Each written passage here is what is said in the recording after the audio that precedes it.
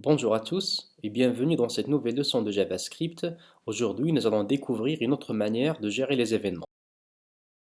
Jusqu'ici, pour prendre en compte un événement, on déclare le gestionnaire d'événements en local sur la balise concernée en tant qu'attribut HTML. Par exemple, si on examine le code suivant, dans la balise body, on dispose de deux divs, une identifiée par orange et l'autre qui est identifiée par jaune. Imaginons que l'on veut déclarer un gestionnaire d'événements sur la balise orange. Alors, on va mettre onClick et on lui associe la fonction JavaScript souhaitée. Imaginons que la fonction est déjà créée et elle s'appelle f. Autrement dit, quand je clique sur la div identifiée par orange, dans ce cas l'événement click sera détecté et il fera appel à la fonction f. Cependant, il existe d'autres méthodes qui sont plus avancées qui permettent de gérer les événements. Et on va commencer par la première technique. Tout d'abord, on va ouvrir un bloc de script et dedans, nous allons cibler l'objet concerné par l'événement, à savoir la balise identifiée par orange. Donc, on mettra document.getElementById orange.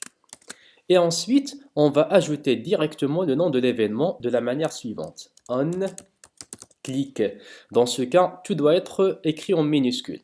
Ça veut dire que ce gestionnaire d'événements, il concerne la balise identifiée par orange. Donc quand l'événement click sera détecté sur cet objet-là, on va tout simplement lui associer un traitement de la manière suivante. Donc on va mettre ici égal, et on met le mot-clé function, puis on ouvre les accolades. En réalité, nous avons associé directement une fonction à l'événement quand il sera détecté sur l'objet concerné. On appelle cette fonction une fonction anonyme parce que c'est une fonction qui n'a pas de nom. Autrement dit, cette fonction sera déclarée et exécutée simultanément. Et là, on va tout simplement mettre quelque chose du genre alerte bonjour. Donc quand je vais cliquer sur la div identifiée par orange, j'exécuterai la fonction anonyme qui va afficher le message bonjour. Cependant, ce n'est pas vraiment ce qui va se passer. Donc, examinons d'abord pour voir le résultat. Je clique sur la div orange et il ne se passe vraiment rien. En réalité, c'est une erreur JavaScript. Pourquoi? Parce que le navigateur va lire le code ligne par ligne. Et quand il arrivera à cette ligne, il va chercher un objet identifié par orange qu'il n'a pas encore chargé. C'est-à-dire la déclaration de l'objet en tant que JavaScript précède sa déclaration en HTML. Donc, je cherche un objet qui n'a pas encore été intégré au DOM puisque la page n'est pas encore entièrement chargée. Alors, dans ce cas, il faut déplacer le script après le chargement de l'objet. On va tout simplement prendre le script et on va le mettre juste avant la fermeture de body. Bien sûr, on peut le mettre après /body, voire même après /html, mais il est de coutume de placer ce script juste avant la fermeture de la balise body, c'est-à-dire avant /body. Dans ce cas, quand j'exécute, on voit bien que le JavaScript fonctionne normalement. Alors ici, c'est une méthode qui permet de déclarer des gestionnaires d'événements sur des objets sans être obligé de les déclarer en tant qu'attribut HTML sur l'objet lui-même. Et ça nous permet de placer le code JavaScript dans un seul endroit au lieu de l'éparpiller un peu partout dans notre document. Jusqu'ici, tout a l'air bon. Mais supposons maintenant que je vais déclarer le même gestionnaire d'événements sur le même objet, mais avec un traitement différent. Autrement dit, je vais copier ce bout de code et je vais le coller juste après. Et je vais changer de message. Au lieu de bonjour, je vais mettre bonsoir. Donc vous avez constaté que l'objet c'est lui-même et l'événement c'est lui-même. Mais j'ai déclaré ça deux fois de suite. Alors quand j'exécute, on va voir que seulement le dernier gestionnaire d'événements est pris en considération, à savoir celui qui va afficher le message bonsoir. Autrement dit, c'est comme si cet événement n'a pas été détecté sur l'objet. Et ça constitue un inconvénient de cette méthode. Ceci va nous conduire à la méthode suivante. Alors, je vais considérer que l'objet concerné par l'événement, c'est toujours le même, c'est-à-dire la div identifiée par orange. Mais cette fois-ci, au lieu de mettre directement l'événement onClick, je vais faire appel à la méthode addEventListener. La méthode addEventListener permet tout simplement d'instaurer un gestionnaire d'événements sur l'objet courant, à savoir dans ce cas la balise identifiée par orange. Cette méthode accepte trois arguments. Le premier argument est la nature de l'événement lui-même, en tant que chaîne de caractères. Dans ce cas, l'événement c'est click. Notez bien qu'il ne faut pas mettre le on dans ce cas. Deuxième paramètre, c'est la fonction à exécuter. Il est préférable que ce soit une fonction anonyme de la même manière que la méthode précédente. Donc function et on met des accolades pour spécifier le corps de la fonction. Et le troisième argument qui est un booléen qui est par défaut false. Ensuite, je vais revenir sur cet argument pour comprendre à quoi ça sert. Bon, maintenant ici, il suffit de déclarer le code que je souhaite. Par exemple, je vais mettre quelque chose du genre alerte bonjour comme tout à l'heure. Maintenant, on exécute pour voir le résultat. Je clique et j'ai toujours bonjour qui s'affiche.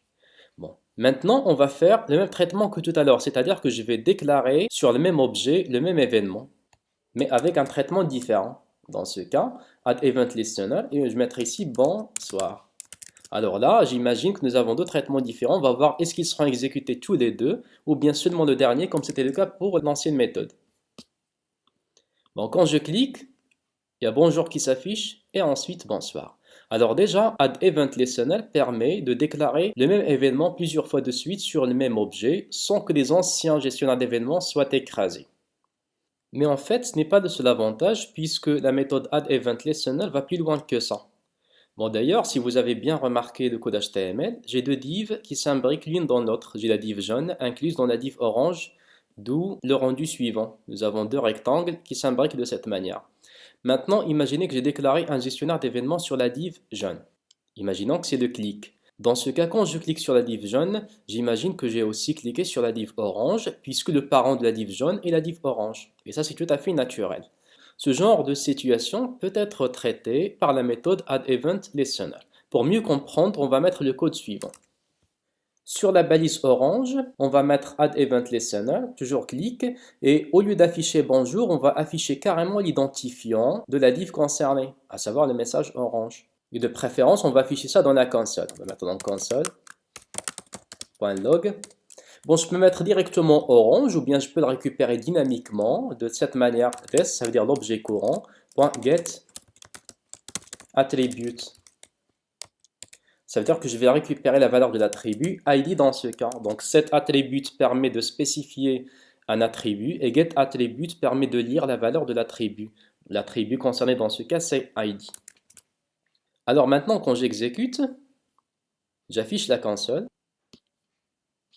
Quand je clique sur la div orange, on voit bien que le message orange est affiché ici. Bon, je vais agrandir un petit peu pour mieux voir ça. Voilà. Et quand je clique sur la div jaune, j'ai encore orange qui s'écrit. Voilà. Donc de la même manière, c'est-à-dire que l'événement est détecté que je clique directement sur la div orange ou bien sur la div jaune, puisque la div jaune est incluse dans la div orange. Ils se partagent le même espace en quelque sorte. Bon, maintenant, je vais déclarer le même gestionnaire d'événements, mais maintenant sur la div jaune. Alors là, je mettrai jaune. Voilà. Bon, le code restera le même. Et maintenant, je vais exécuter pour voir le résultat. Quand je clique sur la div orange, alors forcément le message c'est orange. Et quand je clique sur la div jaune, je vois bien que j'ai deux messages. J'ai le message jaune suivi du message orange. C'est-à-dire le premier événement clic qui a été détecté, il a été détecté sur la div jaune. Et ensuite, le clic sur la div orange est détecté à son tour. On constate alors que les événements se propagent dans le document. En fait, il existe bien un flux pour les événements. Et on a deux types. Il y a un flux descendant, c'est-à-dire que les événements se propagent de haut en bas, à savoir, ça va commencer de la balise HTML et ça descend jusqu'à atteindre la dernière cible, ça veut dire la cible la plus profonde du document concerné par l'événement. On appelle ce flux la capture. Et ensuite, l'événement remonte à partir de l'objet courant, c'est-à-dire l'objet le plus profond concerné par l'événement, il remonte jusqu'à la balise HTML. Ce sens inverse est appelé bouillonnement ou bien babbling. Alors là, on imagine que quand j'ai cliqué sur la div jaune, l'événement s'est propagé, il a traversé la div orange, mais il n'a pas été pris en compte. Par contre, quand il a atteint la div jaune, dans ce cas, il a été pris en considération et j'ai le message jaune qui s'est affiché. Ensuite, l'événement remonte et il a été encore détecté sur la div orange. Alors on imagine que le flux par défaut des événements JavaScript, c'est le flux bouillonnement. C'est-à-dire que quand l'événement descend, il ne sera pas pris en considération. Mais quand il va remonter, dans ce cas, le gestionnaire d'événements sera pris en charge par le navigateur. On peut changer ce comportement par défaut. Et ça, c'est le rôle de l'argument booléen. Ici, avec la valeur false, qui est la valeur par défaut d'ailleurs, le flux d'événements, c'est le bouillonnement. Maintenant, si je mets ici true, Alors dans ce cas, capture devient le flux par défaut de propagation des événements. Regardons maintenant qu'est-ce qui va se passer. Alors souvenez-vous bien que quand j'ai cliqué sur la div jaune, j'ai affiché jaune, puis orange. Maintenant j'actualise, je reclique. Alors là, vous avez remarqué qu'il y a une permutation. Donc il y a orange au début, puis jaune. Et ça constitue un des avantages clés de la méthode addEventListener. En fait, en plus de permettre de déclarer le même gestionnaire d'événements plusieurs fois sur le même objet, il permet aussi de prendre en considération le flux capture ou bien le flux bouillonnement au choix selon les besoins du programmeur. Alors, récapitulons. Afin de déclarer un gestionnaire d'événements, vous avez le choix entre trois méthodes différentes. Soit déclarer l'événement en local sur la balise courante en tant qu'attribut HTML et vous lui associez une fonction JavaScript, ou bien vous déclarez le gestionnaire d'événements en tant qu'attribut JavaScript de l'objet concerné, dans ce cas par exemple document.getElementByIdOrange. OnClick ou bien onMouseOver. Il faut juste vérifier la casse de telle sorte à ce que tout soit écrit en minuscule. Je parle bien de l'attribut. Et la troisième et la meilleure méthode, c'est l'utilisation de l'écouteur de l'événement, bien addEventListener en tant que méthode, qui peut accepter trois arguments. L'événement lui-même, sans le ON, la fonction anonyme qui contient le traitement souhaité, et le troisième argument qui est un booléen qui vaut par défaut la valeur false pour dire que c'est le flux bouillonnement qui est pris en considération par défaut. Et si vous voulez changer le sens de récupération des événements, dans ce cas vous mettez true pour dire que c'est la capture. Merci pour votre attention et à la vidéo prochaine.